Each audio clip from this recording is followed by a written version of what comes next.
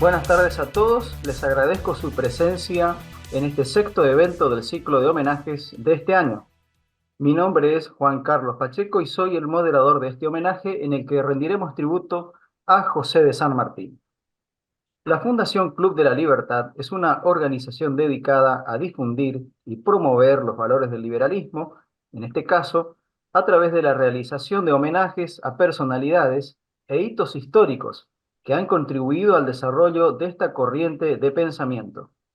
Desde el año 2015, la Fundación organizó más de 200 homenajes, con una frecuencia de alrededor de 50 por año. La Fundación cuenta con el apoyo y la colaboración de otras entidades afines, como Fundación Cívico-Republicana, Catedral Verdi, la Fundación Bases, Liberar y la Asociación Civil Río Paraná, quienes comparten su visión y su misión de difundir el pensamiento liberal en la sociedad. Decía el general San Martín: si hay victoria en vencer al enemigo, la hay mayor cuando el hombre se vence a sí mismo. En este nuevo evento tan especial donde rendiremos homenaje a una de las figuras más emblemáticas de nuestra historia, José de San Martín, el libertador de América, haremos una breve reseña histórica. Nació un 25 de febrero de 1778 en Yapeyú, actual Argentina, provincia de Corrientes, hijo de Juan de San Martín, oficial del ejército español, y de Gregoria Matorras. Fue parte de una familia con fuertes lazos militares. Desde muy joven su vida estuvo marcada por la lucha por la libertad. Su infancia transcurrió entre Argentina y España, lo que le proporcionó una visión muy amplia y diversa del mundo que más tarde, luego, influiría tanto en su pensamiento como en sus acciones. Tras recibir su formación militar en manos de la vieja corona y participar con distinción en varias batallas contra el ejército napoleónico, San Martín regresa a Sudamérica, convencido de la necesidad de liberar al continente del yugo español. En 1812 llegó a Buenos Aires, donde se le concede la creación del Regimiento de Granaderos a Caballo, que se convertiría luego en la base de las futuras campañas libertadoras. Su habilidad militar, su visión estratégica, fueron evidentes en las victorias, claves que obtuvo en Argentina, lo que le permitió preparar el terreno para sus futuras campañas. La gesta más recordada de San Martín, sin duda, es el cruce de los Andes, una hazaña que comenzó allá por enero de 1817, con un ejército compuesto por cerca de 5.000 hombres. San Martín logra cruzar la formidable barrera natural, sorprendiendo a las fuerzas realistas en Chile y asegurando así la victoria en la batalla de Chacabuco.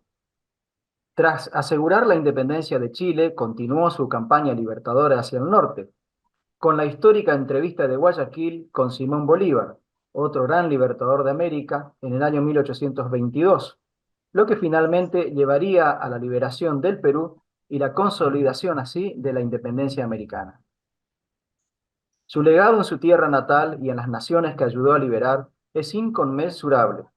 No solo lideró las campañas que aseguraron la independencia de 3 países, sino que también sentó las bases para la construcción de naciones libres y soberanas. Su visión de unidad y de libertad para Sudamérica sigue siendo hoy un faro de inspiración. Es recordado como el padre de la patria, un título que refleja el profundo impacto de sus acciones en la formación de la identidad nacional. Internacionalmente, San Martín es reconocido como uno de los principales libertadores de América. Su figura trasciende las fronteras nacionales, simbolizando la lucha por la libertad y la justicia en el continente. La colaboración entre San Martín y otros líderes independentistas como Simón Bolívar es un testimonio de su visión de una América latina, unida y libre. Su legado nos recuerda entonces la importancia de la unidad, el valor y la determinación en la búsqueda de nuestros ideales. Hoy honramos su memoria, cuya vida y obra continúan inspirando a generaciones en la lucha por la libertad y por la justicia. Para este homenaje tengo el agrado de presentarles a nuestro disertante del día de hoy, el doctor Carlos Moratorio. Es abogado y director de la Fundación Club de la Libertad. Les recuerdo que mientras el disertante va exponiendo sus ideas, los oyentes pueden ir dejando sus preguntas, sus inquietudes en el chat. Así, en el final de la exposición se abre el conversatorio para que Carlos pueda responderlas. En referencia al tiempo de exposición, nuestro orador de hoy tendrá 25 minutos. Buenas tardes, Carlos. Bienvenidos a los oyentes. Es suya la palabra. Muy buenas tardes, Juan Carlos. Gracias por tu bienvenida y un saludo a todos quienes están presentes en este homenaje conversatorio que le hacemos al general José Francisco de San Martín. La primera aclaración que quiero hacerle a todos los presentes es que yo soy un entusiasta de la historia del Libertador y de las enseñanzas que el Libertador nos ha dejado a lo largo de su vida. Pero de ninguna manera esto va a ser una clase de historia ni una charla pontificia sobre la vida de San Martín, sino que he elegido una parte de la trayectoria de San Martín que es lo que se refiere a la liberación del Perú, su parte militar y su parte política en el Perú, que es de alguna manera el objetivo del plan libertador que él estableció cuando llegó a Buenos Aires en 1812, y es lo que entre todos vamos a poder conversar si fue logrado realmente de acuerdo a lo que San Martín quería o no, y cuáles fueron las consecuencias de esta performance de San Martín que finalmente le dio la independencia al Perú.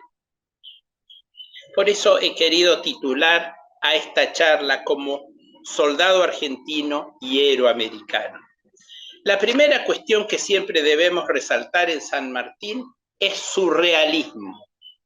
San Martín, como es lógico a un hombre de su autoridad, de su prestigio y de su capacidad, no era una persona que volara con su imaginación, sino que era una persona muy realista que sabía los peligros y los obstáculos que se iban presentando en su camino y en los futuros pasos que él iba delineando para cumplir el plan libertador.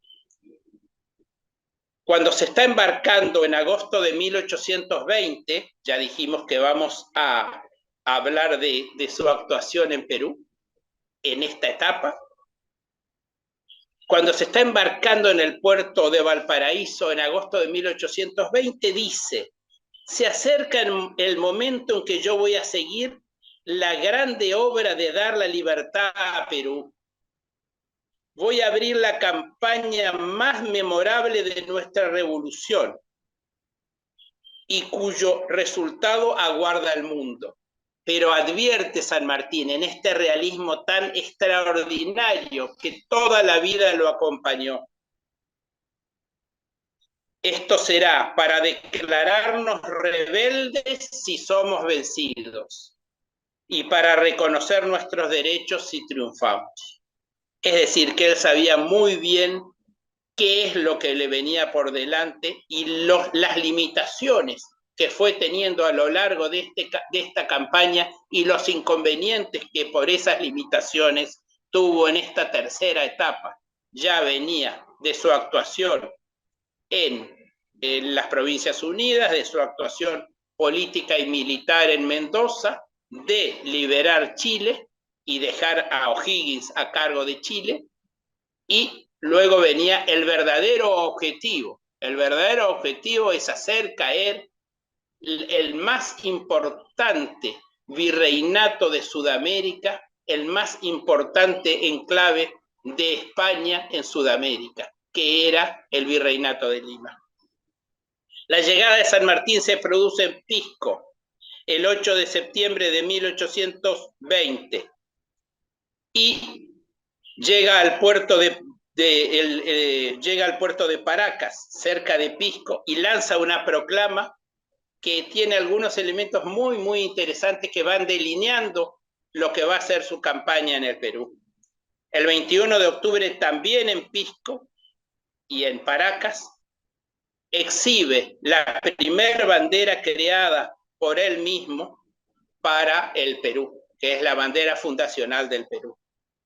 La declaración de San Martín en Pisco es muy interesante y dice lo siguiente: el último virrey del Perú, es decir, él llega con la flota liderada por el almirante Cochrane, dice, el último virrey del Perú hace esfuerzos por prolongar su decrépita autoridad. El tiempo de la opresión y la fuerza ha terminado. Yo vengo a poner término a esa época de dolor y humillación. Está hablando al pueblo peruano. Este es el ejército libertador, ansioso de sellar con su sangre la libertad del nuevo mundo. Es el ejército libertario. Y además le da una serie de instrucciones al ejército libertador que lo acompaña. No las voy a leer a todas las instrucciones porque son muy largas, pero tienen que ver con un ejército libertador y con la ética y moral que tiene un ejército cuando llega a trabajar, a liberar a un pueblo y a una sociedad civil. Dice, soldados del ejército libertador, no venís a hacer conquista, sino a libertar a los pueblos que han gemido 300 años bajo este bárbaro derecho. Los peruanos son nuestros hermanos. La ferocidad y la violencia son crímenes que no conocen los soldados de la libertad. Y luego les da una serie de recomendaciones y establece una serie de castigos para que el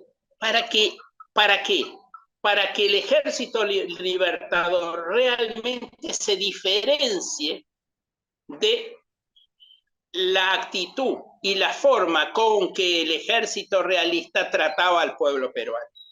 Porque una de las características que San Martín establece para su ejército es que él se tiene que ganar a la población local. Y muchas veces los ejércitos virreinales establecían un desdén, una forma totalmente de castigo y de crueldad sobre la población local. Habida cuenta que en el Perú, desde los comienzos de la conquista española, era una sociedad sumamente estratificada. Teníamos la clase alta española, que tenía determinados derechos, teníamos una clase criolla que se había ido formando, teníamos la gente más humilde de la población peruana, que estaba además dividida en gente mestiza, distintos niveles de mestización. También había esclavos y había mulatos, que algunos habían sido liberados, etc. Es decir, era una sociedad sumamente estratificada y que no poseían todos los mismos derechos. Era una sociedad que tenía que llegar a una libertad del país, pero también a una libertad de sus individuos. Y San Martín eso lo tenía muy claro y quería que cada soldado fuera un embajador de la libertad, que fuera un soldado que liberaran a un pueblo oprimido y no que le estableciera un yugo que reemplazara al antiguo yugo español. Además, el Perú tiene una topografía muy particular que divide su conformación en la costa, la sierra y la selva. Y hasta el día de hoy, ahora con mucha menos gravedad, pero hasta hace pocos años, lo refleja además el libro de Mario Vargas Llosa, donde habla de la escuela militar, cuando él estudia en la escuela militar, había distintos prejuicios y distintos tipos de discriminación de la costa con respecto al de la selva, del de la selva con respecto al de la sierra. Es una sociedad que continuamente, aún al día de hoy, tiene marcados tintes de discriminación y de diferenciación social. Y todo eso lo tenía bien estudiado San Martín, que llegaba a un territorio que él no había conocido y con el que se había informado para lograr los mejores efectos para su ejército. El 8 de septiembre, entonces, el ejército de San Martín desembarca en la playa de Paracas, cerca de Pisco. Es Pezuela el virrey, un virrey muy desprestigiado, el virreinato, que era el virreinato, dijimos, más importante. Había 3 virreinatos en Sudamérica: el de Nueva Granada, con sede en Bogotá; el virreinato del Perú, con sede en Lima, que era el que tenía la mayor exportación de metales preciosos hacia España; y luego el virreinato del Río de la Plata, que era el virreinato más pobre de Sudamérica, pero que había sido establecido en 1778 por causas de defensa militar, como todos hemos estudiado, cuando el imperio de lo que hoy sería Brasil se quiso quedar con lo que hoy denominamos Uruguay y que con el tiempo los brasileños denominaron provincia cisplatina. Muy bien, entonces hablamos del lugar más valioso donde las instituciones españolas tenían la mayor fuerza, donde existían. Lima era una capital virreinal de excelencia, aún hoy la podemos visitar y podemos visitar sus barrios y sus balcones y nos damos cuenta de la plenitud de esa ciudad. El Palacio Virreinal es lo que hoy es la Presidencia de la República en la plaza principal y estaba en manos del virrey Pezuela, que venía mal, venía con problemas de todo tipo. Si bien es cierto que lo dicen todos los autores, el pueblo peruano en sus distintas clases sociales no tenía claro, no tenía como prioridad la libertad, la independencia. No lo había establecido como una prioridad. Cada uno quería estar mejor, pero no había una uniformidad en la sociedad pretendiendo la independencia. Independencia que le viene a traer San Martín y que se encuentra que los peruanos no son tan fanáticos de la independencia, no es una cosa que les mueva el amperímetro, como diríamos actualmente. A partir de que San Martín llega a la costa y que se tienen que empezar a replegar los ejércitos realistas que están sobre la costa del Perú, hay una serie de encuentros en Miraflores y en otros lados entre los delegados de San Martín y los delegados del virrey Pezuela. ¿Por qué? Porque San Martín no quería empezar las acciones militares. Manda un grupo con el general Las Heras a introducirse y comenzar la liberación de algunos lugares en la sierra, pero no quiere entrar a sangre y fuego sobre Lima, en primer lugar por la resistencia que eso puede provocar en la sociedad civil, y en segundo lugar porque el talón de Aquiles que tiene San Martín en toda su operación es la escasez de soldados. Tiene un ejército de 4.500 soldados. Y si sumábamos todo lo que en Perú había de ejército realista, en algunos momentos alcanzaba a 20.000. Es decir, San Martín sabe que este es un juego de truco en donde no tiene el as de espada y no tiene el as de basto y tiene que triunfar. Él es un estratega de las batallas, es una persona talentosísima en eso, pero sabe que no puede jugar en tan inferiores condiciones. El 29 de enero del 21 se produce una sublevación realista, deja el poder Pezuela y asume el virrey de la Serna. El virrey de la Serna, que luego se da cuenta que es insostenible sostener Lima. Quedarse en Lima es insostenible. La capital del virreinato no la puede sostener porque sus ejércitos están todos diseminados en, como dijimos, la topografía peruana, sumamente complicada. Lima es el estandarte, es la cara del virreinato, pero el virreinato es muy extenso, incluye el actual Alto Perú, que es Bolivia, e incluye la zona más conocida hoy turísticamente, que es toda la zona de Cusco, todo, y allí es donde se retira el virrey de la Serna, que había tomado la autoridad en el Perú, la autoridad realista, para hacerse fuerte. Y ahí es donde se hace fuerte en la sierra para salvar el virreinato español.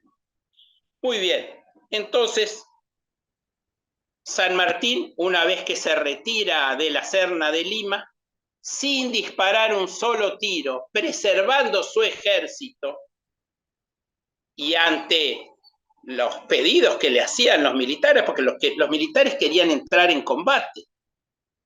Los militares querían entrar en combate y además de querer entrar en combate, querían apropiarse de los tesoros del virreinato, sobre todo el almirante Cochrane, porque el almirante Cochrane venía con su nave, era un almirante británico, y venía con sus naves, que fueron como 15 naves, venían de no recibir los pagos que le tenía que haber hecho el gobierno de Chile. Esto es muy importante que lo tengamos en cuenta.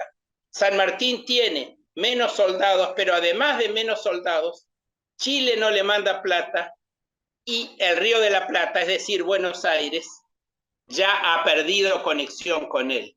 Buenos Aires no le interesa lo que San Martín haga en el Perú. Además está ya la provincia de Buenos Aires en manos de Bernardino Rivadavia, y como ministro de gobierno, que es, todos sabemos históricamente, uno de los grandes enemigos de San Martín, y que dice, bueno, muy bien, San Martín no quiere trabajar en la interna de la Argentina, lo que haga San Martín en Chile no es nuestro problema. Es decir, que a San Martín le falta soldados, a San Martín le falta plata, y entonces se decide a convencer al Perú de que tiene que ser libre, porque tampoco eso estaba tan claro. El 15 ya entra a Lima, aplaudido por el pueblo de Lima, reúne al Cabildo Abierto el 15 de julio y el 28 de julio se proclama la independencia del Perú. San Martín es el que independiza el Perú y el Perú lo nombra protector. ¿Protector qué? Protector militar y protector político. Desde este momento el Perú es libre e independiente por la voluntad del pueblo y la justicia de su causa, que Dios defiende. Viva la patria, viva la independencia, viva la libertad. Y agita esa bandera que él mismo había creado en Pisco unos meses antes. Pero estimado hablamos Carlos, de San Martín como un hombre... sí.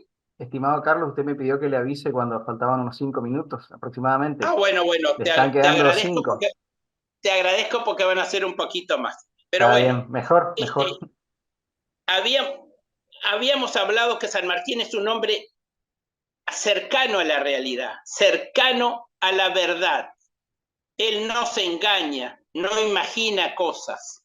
Sabe que las características que él tiene para la independencia del pueblo del Perú, del virreinato del Perú, los problemas que tiene son grandes. Y le escribe a O'Higgins en los primeros días: en el estado en que se hallan mis operaciones militares y a la vista de los esfuerzos que hacen los enemigos para frustrar mis planes, faltaría si abriese el campo para el combate de opiniones, para la colisión de partidos o que se sembrase la anarquía y la discordia.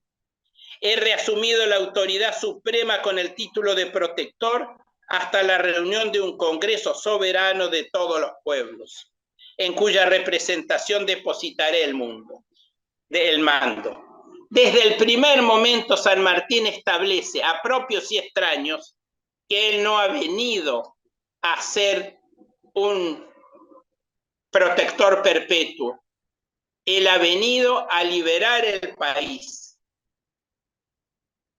a consolidar su independencia, que no estaba consolidada por más que él hubiera decretado, hecho la declaración el 28 de julio, y luego de eso, cuando sellara la independencia militarmente, convocar al Congreso del Perú, y entregarle a la autoridad del Congreso la soberanía del Perú. Mucho se ha hablado del tema de las preferencias monárquicas de San Martín. Hay que aclararlo, yo lo voy a aclarar sencillamente. San Martín quería un monarca para el Perú porque eso era el tipo de regímenes que eran respetados internacionalmente. Pero él conocía las características de la monarquía inglesa, entre otras, y lo que él pretendía permanentemente en el Perú era una monarquía de tipo constitucional. Es decir, un monarca que fuera como el emblema del Estado, pero un gobierno que fuera un gobierno democrático. Mucho se ha dicho que Bolívar, en cambio, quería la república. Sí, pero Bolívar termina queriendo, en sus últimos años de poder, termina queriendo una república con un presidente perpetuo. Entonces ustedes me dirán cuál es más democrático, si una monarquía constitucional o una presidencia perpetua. Pero bueno, esto ya es para el diálogo y para el intercambio de opiniones. Desde el 3 de agosto de 1821, San Martín es a 5 días de la independencia, San Martín es el protector del Perú. El 12 de agosto establece la libertad para los hijos de esclavos. Es decir, no termina con la cuestión de la esclavitud en Perú, pero sí decreta lo que en la asamblea del año 13 en la Argentina, en el Río de la Plata, se denominó libertad de vientres. Establece derechos plenos ciudadanos y, muy importante, a esos libertos que a la mayoría de edad ya iban a tener libertad plena, a esos chicos, esas personas que nacieran después del 28 de julio, le establecía a los antiguos amos la obligación de darle manutención y de darle protección, para que esas personas, no por ser libres, carezcan de una mínima educación y de una mínima protección hasta llegar a la mayoría de edad. Finaliza con los tributos a España y habla de algo muy importante que aún hoy pareciera que en Perú no termina, lamentablemente, de cerrar, que es no más aborígenes o indios. Todos son peruanos. Cada ser humano que vive en el Perú es un peruano. Y hace, bueno, suprime la quita, los pongos, la mita y los yanaconazgos, que son instituciones arcaicas que venían de todo el régimen español. Es muy importante que nos situemos en que San Martín tiene problemas graves.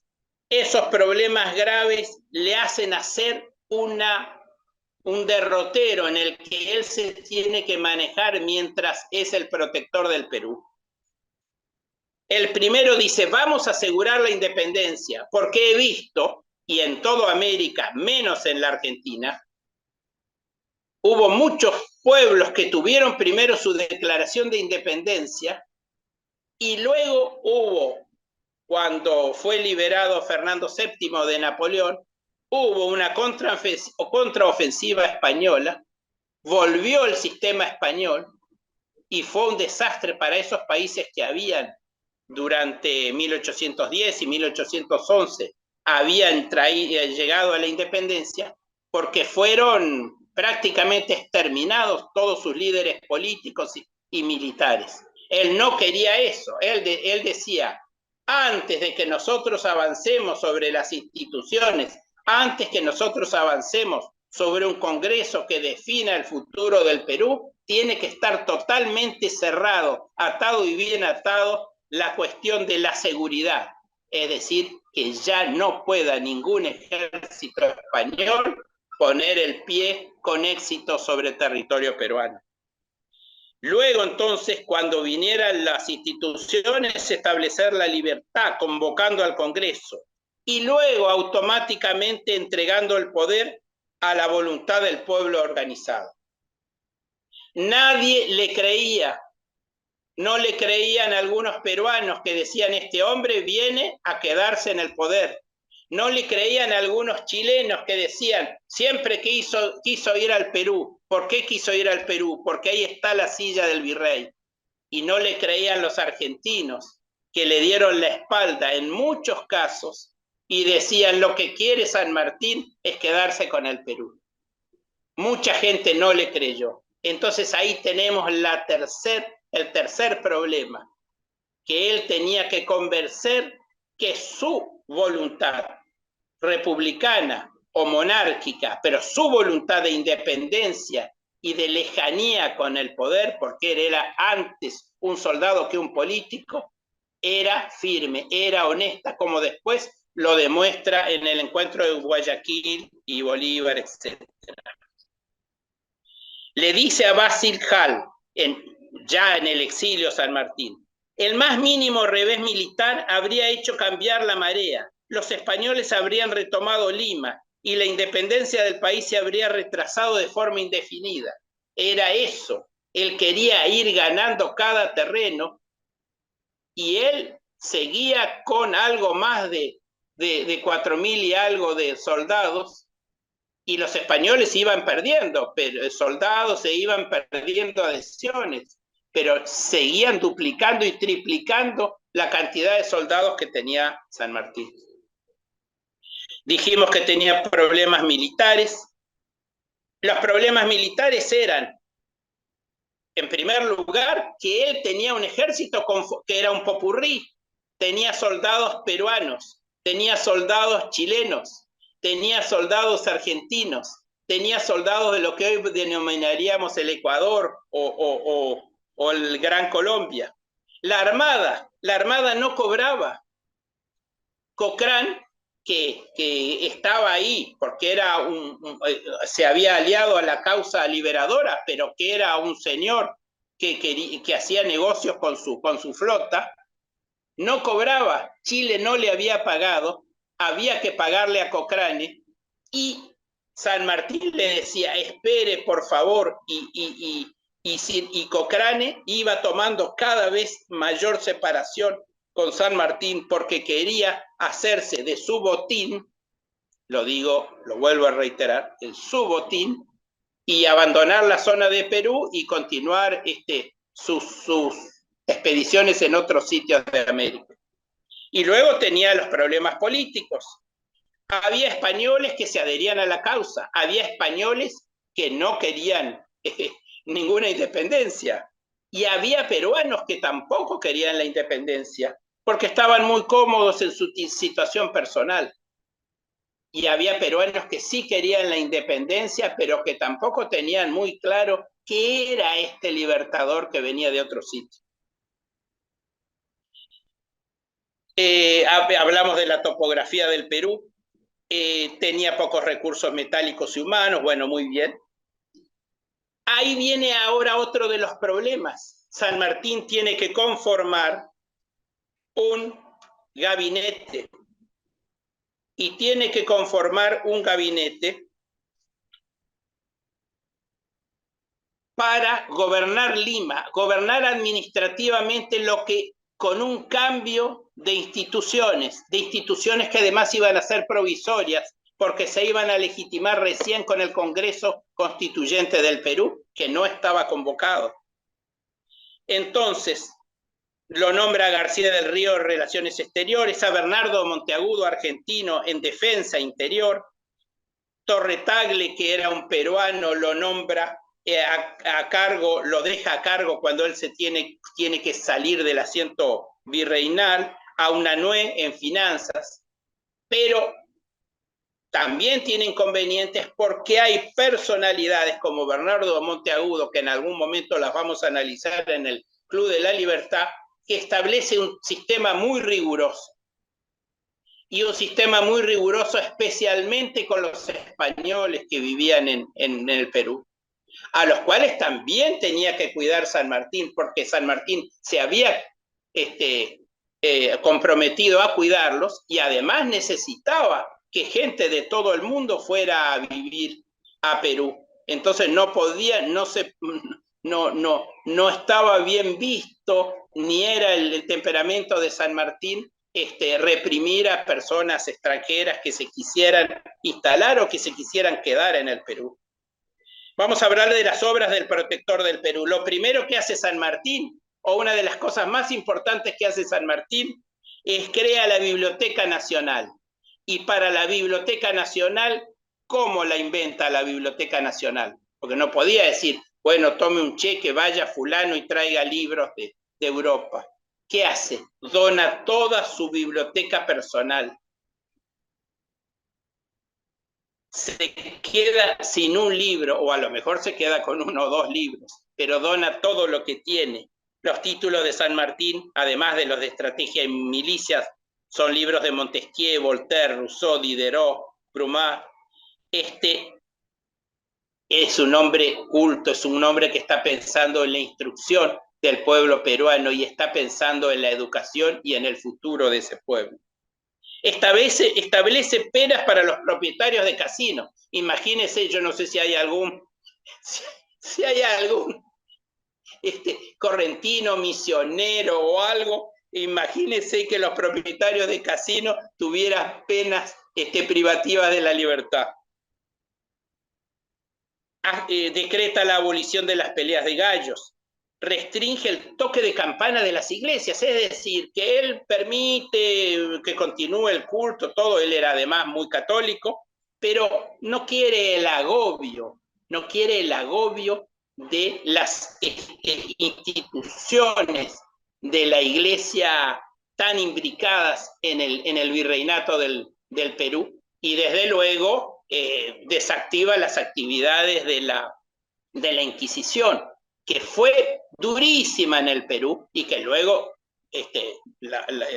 directamente queda defenestrada en la nueva. Y establece un día laboral de 7 horas. Ahora alguno me dirá, bueno, es lógico. Bueno, no, en esa época no era tan lógica. Crea la Corte Suprema. Él hasta la creación hasta la convocatoria de la Asamblea del Perú, se queda con el poder legislativo, pero el primer día establece la Corte Suprema, el nuevo funcionamiento de una Corte de Justicia que no tuviera nada que ver con el gobierno, totalmente independiente. Establece reformas en el sistema penitenciario, decreta la abolición de la tortura, se termina la tortura. La tortura era en esa época un sistema para lograr confesiones, era lo más usual en el virreinato. Se suprimió la horca y se generalizó el fusilamiento, es decir, que si una persona estaba condenada a muerte, las formas indignas de establecer esa condena desaparecían y quedaba el fusilamiento. Y se suprimieron los azotes. Alguien tenía un esclavo o tenía un colaborador que no había no se había manejado como debía en sus deberes, y nada, el propietario del fondo, lo que fuera, le establecía azotes perfectamente legales. Bueno, eso lo suprimió. Según John Lynch en su libro Soldado Argentino y Héroe Americano, tenía ideas modernas. Pero ¿cuál es el problema? Tenía que establecer esas ideas modernas en una sociedad que todavía seguía con antiguos, con una antigua educación, con una antigua formación. Es decir, él tenía que establecer una, que a algunos le va a sonar muy, muy interesante el término, él establecía al mismo tiempo que gobernaba una batalla cultural. que es, como todos sabemos, la batalla más difícil de lograr. Abolió el tráfico de esclavos, lo de los hijos de los esclavos ya dijimos, y estableció una cosa que le traía muchos problemas con la clase alta peruana, que era que le daba la libertad a los esclavos si se inscribían como soldados, porque él tenía la necesidad de soldados. Y eso chocaba con los intereses económicos de los dueños de los más importantes fondos del Perú.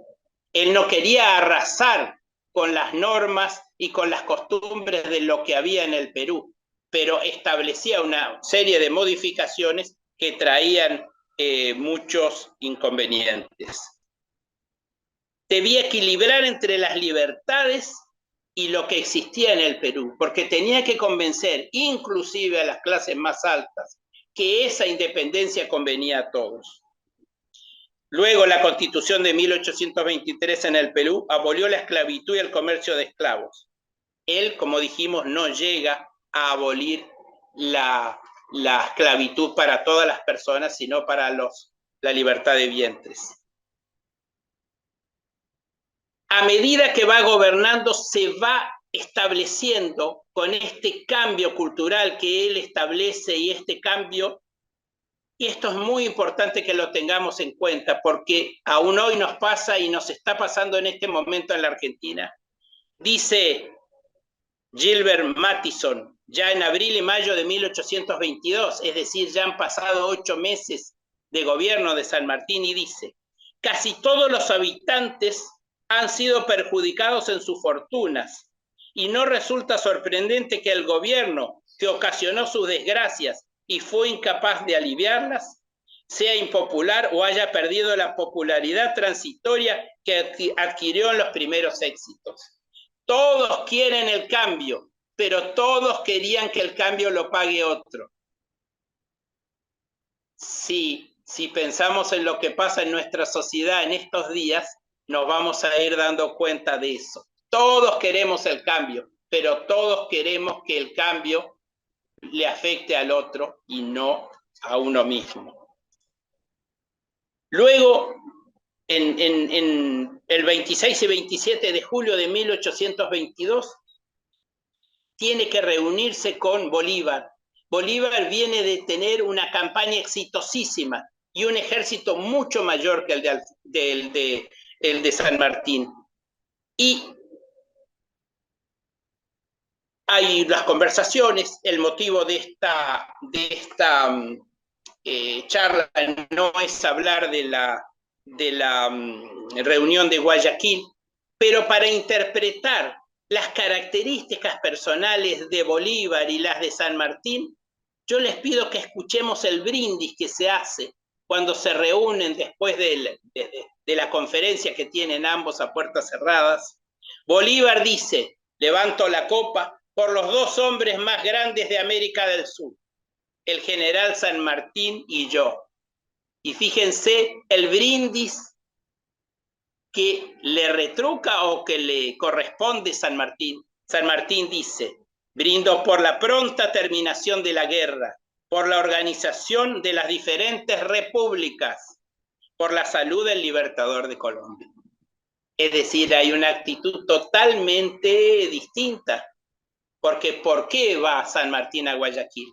San Martín va a Guayaquil porque sigue necesitando de una parte del ejército de Bolívar para poder terminar con el dominio de la sierra peruana, terminar con todo lo que rodeaba a Cusco, que todavía estaba bajo dominación española, y no lo podía terminar y no tenía los soldados para hacerlo.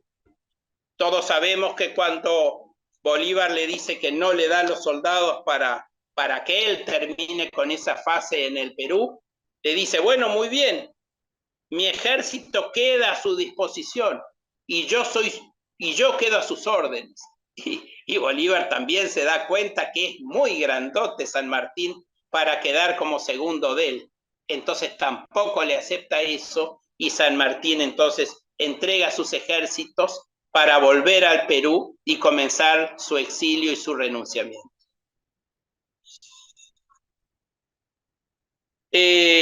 A la vuelta de Lima, a la vuelta de Guayaquil en Lima, él se da cuenta, San Martín, que ha perdido prestigio político, que tiene menos influencia, que ha perdido autoridad inclusive dentro del ejército, porque él no logra los objetivos totales de esa dominación sobre el Perú. Entonces llama al primer Congreso Independiente del Perú y se acerca el momento de su renunciamiento. Y él dice en una carta al mariscal Castilla, varios años después, habla sobre su renunciamiento y dice: si algún servicio tiene que agradecerme la América, es el de mi retirada de Lima. Pasó que no solo comprometía mi honor y reputación, sino que me era tanto más sensible cuanto que conocía que con las fuerzas reunidas de Colombia, la guerra de la independencia hubiera sido terminada en todo el año 23. Finalmente sabemos que la última batalla americana es en Ayacucho en 1824.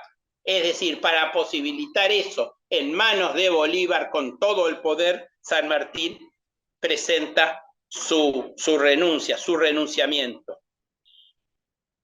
Y ante el Congreso Constituyente del Perú dice: presencié la declaración de la independencia de los estados de Chile y el Perú. Existe en mi poder el estandarte que trajo Pizarro para esclavizar el imperio de los incas, y he dejado de ser un hombre público. Mis promesas para con los pueblos en que he hecho la guerra están cumplidas. Hacer su independencia y dejar a su voluntad la elección de sus gobiernos. Y le deja un consejo al pueblo peruano. La presencia de un militar, por más desprendimiento que tenga, es temible a los estados que de nuevo se constituyen. Siempre estaré pronto a hacer el último sacrificio por la libertad del país, pero en clase de simple particular y no más. Muchísimas gracias. Muchas gracias, doctor Moratorio. Brillante exposición, con mucha repercusión en el foro de asistentes. Voy a elegir un par de preguntas porque son varias, por cuestiones de tiempo. Trataré de resumirlas. Tenemos una de Raúl Ángel Rodríguez, expresa que excelente y movilizante presentación. Dice: creemos que la comparación entre San Martín y Bolívar está más allá de la grandeza de ambos. La pregunta concreta es: ¿no tenía San Martín otra alternativa en Guayaquil para no renunciar y retirarse a la vida civil? Y otra pregunta de la misma persona: ¿por qué en el mausoleo de San Martín, en la Catedral de Buenos Aires, una de las caras dice Ecuador?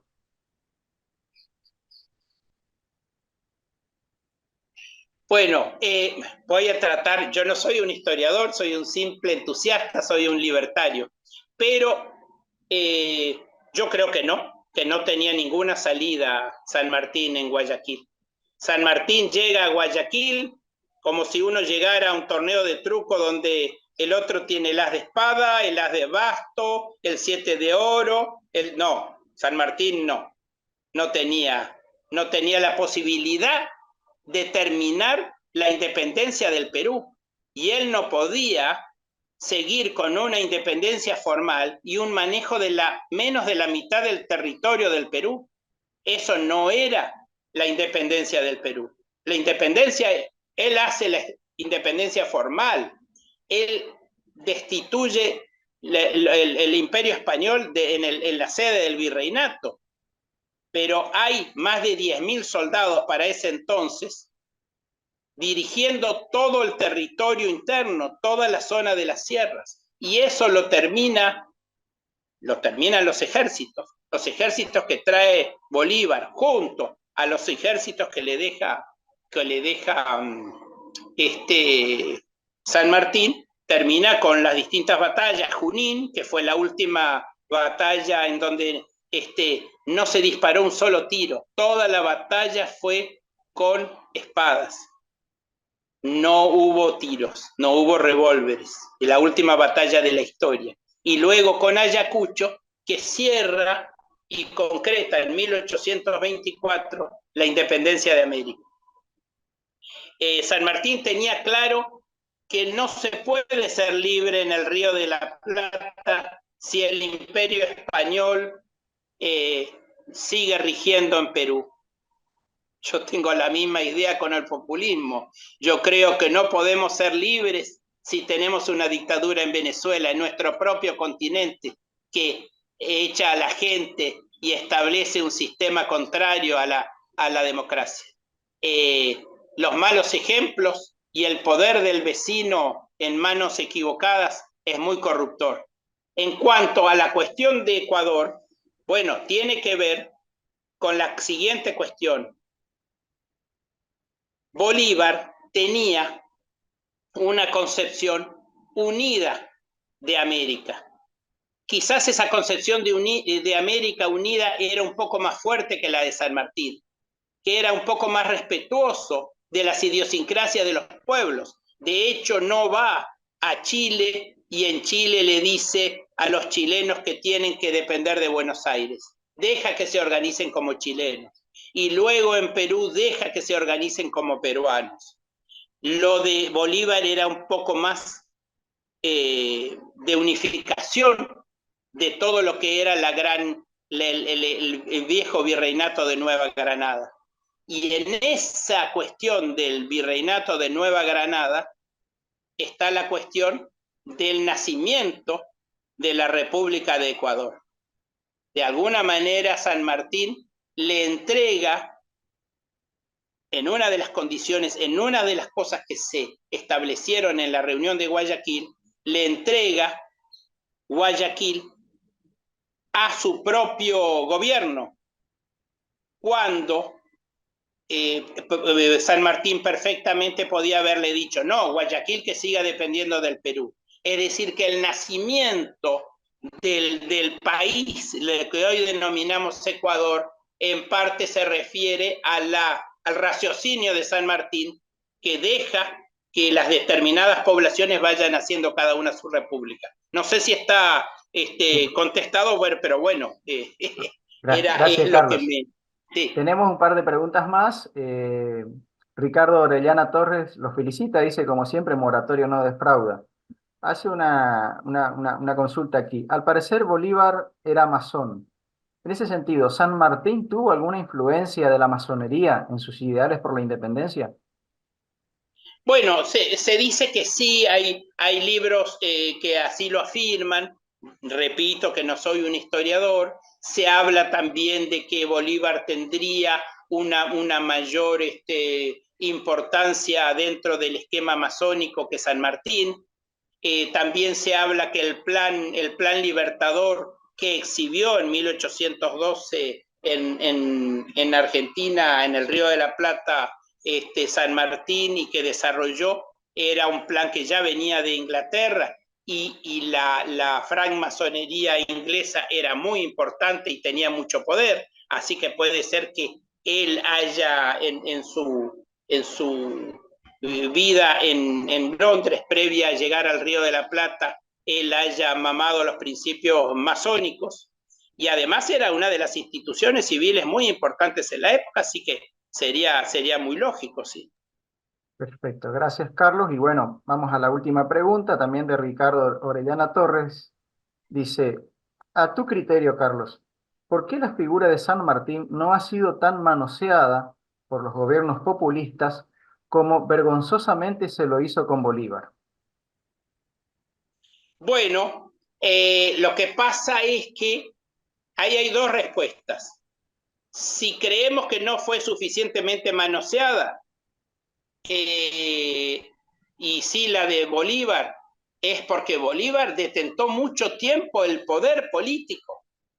Bolívar tiene, luego de ser libertador, se queda varios años con el poder político en Nueva Granada.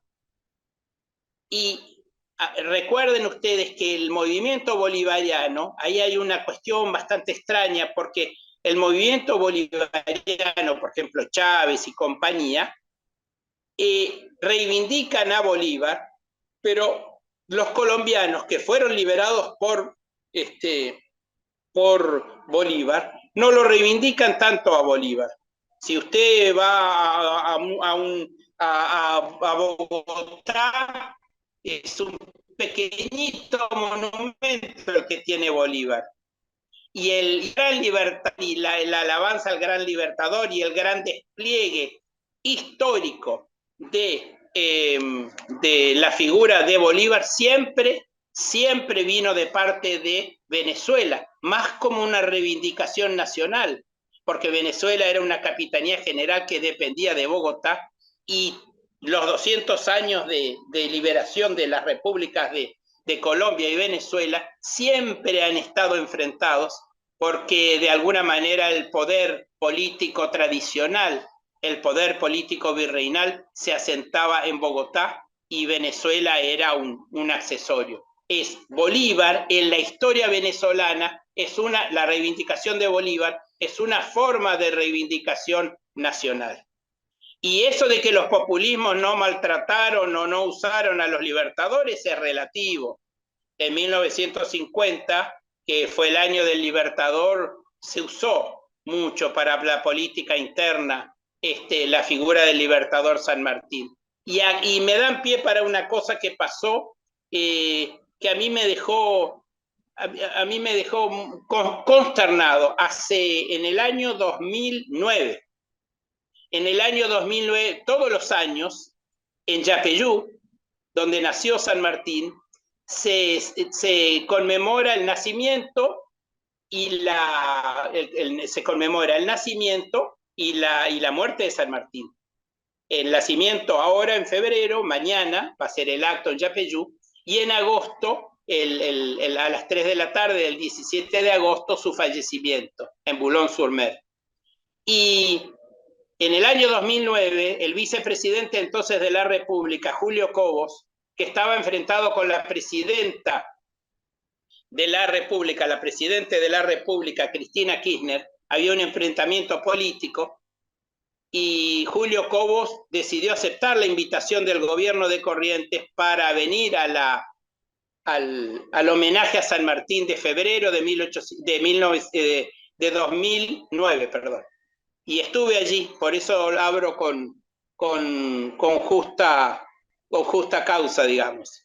Y ¿saben lo que hizo el gobierno de Cristina Kirchner? Le sacó los granaderos a Yapeyú. Cristina Kirchner logró lo que no lograron los españoles, sacarle los granaderos a San Martín. Y yo estuve allí ese día, en el 2009, con la emoción de todos los que queríamos estar con San Martín y sin un solo granadero en Yapeyú. Y eso se lo debimos a la presidente Cristina Kirchner y a la ministra Nilda Gardel. Yo no me olvido. Gracias. Gracias, Carlos. Gracias por este emocionante momento también, que creo que estamos viviendo todos los que estamos acá en este foro. Por cuestiones de tiempo y disculpándome con todos, voy a hacer lugar a una última pregunta que hace Raúl Sí, Rodríguez. perdón. Él hace una afirmación, dice, con respecto a la pregunta sobre los gobiernos populistas, en nuestro país San Martín no ha sido manoseado, porque en los últimos 40 años los gobiernos populistas han sido antimilitares, no así en Venezuela. ¿Qué opina usted de esta afirmación? Y es muy difícil, muy controversial, pero yo ya expliqué que en Venezuela Bolívar representa de alguna manera la nacionalidad venezolana en oposición a la dependencia de Bogotá y de Colombia. Y ese es un hecho que tiene mucho que ver y que luego lo reflota el chavismo y provoca la utilización populista que hemos visto por parte de lo que ellos han llamado la revolución bolivariana. Perfecto, gracias. Hay una última pregunta que había quedado pendiente anterior pido disculpas porque había quedado colgada, y es la siguiente. El 25 de julio de 1822, mientras San Martín se encaminaba hacia Guayaquil, el actual Ecuador, para entrevistarse con Bolívar, se produjo un golpe contra Monteagudo en Lima. ¿Puede referirse a este singular hecho? Bueno, Monteagudo se había pasado de revoluciones. Era una persona muy controvertida. De hecho, varios años después vuelve al Perú y es asesinado. Es una persona muy controvertida y queda Torre Tagle a cargo del gobierno, lo deja San Martín a cargo del gobierno y Torre Tagle aprovecha para deshacerse de Monteagudo en el gabinete. Y probablemente haya tenido razón Torre Tagle. Hay unas cartas de San Martín a la vuelta donde dice Torre Tagle le ha pedido la renuncia a Monteagudo y está muy bien porque Monteagudo ya se había pasado con una serie de medidas. Inclusive Monteagudo persigue encarnizadamente a los residentes españoles de Lima y en contra de las propias directivas de San Martín, que no quería eso para los españoles. Muy bien. Muchas gracias, Carlos. Le invito a hacer una reflexión final breve a modo de conclusión de este evento para ir cerrando sobre todo lo que se charló en esta oportunidad. Bueno, agradecerle a todos y que me disculpen si he sido demasiado extenso. San Martín es un hombre extraordinario y pocos países tienen la oportunidad de tener un prócer como él, realmente. Y bueno, explicarles nuevamente que he elegido una etapa porque creo que San Martín hay que dividirlo por etapas dentro de un contexto general, pero hay que dividirlo por etapas para poder hacer más o menos un análisis de lo que fue su vida. También es muy interesante la cuestión del exilio y bueno, y también le voy a pedir al presidente de la Fundación Alberto Medina Méndez en un futuro para hablar del exilio y de la ancianidad y de la vejez de San Martín en Europa. Así que muchas gracias a todos por la gentileza que han tenido de escuchar. Muy bien. Ahora que hemos concluido tanto la ponencia de nuestro orador invitado del día de hoy y cerrado ya el debate con nuestros asistentes, la Fundación Club de la Libertad reconoce y agradece el esfuerzo, el tiempo y la participación a Carlos. Estimados amigos, les agradecemos a todos ustedes por acompañarnos en este homenaje y lo invitamos a nuestro próximo evento que se realizará el día sábado 2 de marzo a las 18 horas por esta misma plataforma. En esa ocasión rendiremos homenaje a Murray Newton Rothbard. Los esperamos a todos y tengan muy buenas tardes.